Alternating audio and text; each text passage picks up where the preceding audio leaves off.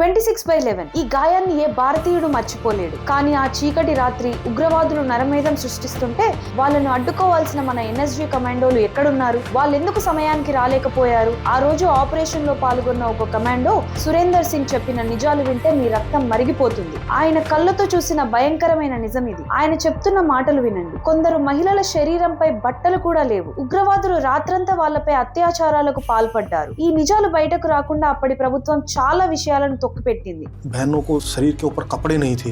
सरकार ने देश के अंदर कहीं ज्यादा स्थिति खराब ना हो, इन्होंने बहुत सारी चीजों को दबाया।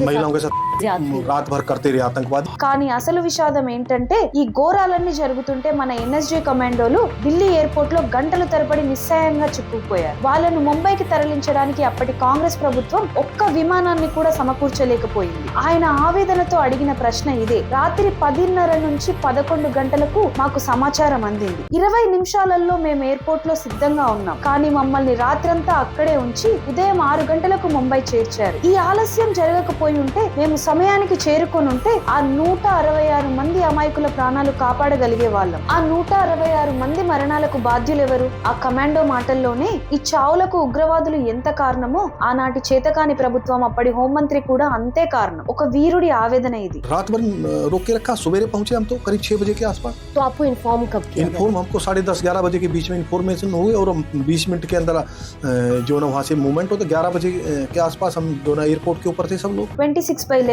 గాయాలు ఇంకా పచ్చిగానే ఉన్నాయని చెప్పడానికి ఇదే నిదర్శనం. ఈ నిజం ప్రతి భారతీయుడికి తెలియాలి. ఈ వీడియోను షేర్ చేసి ఆ వీరుల త్యాగాన్ని, అప్పటి ప్రభుత్వ వైఫల్యాన్ని దేశానికి గుర్తు చేయండి. జై హింద్.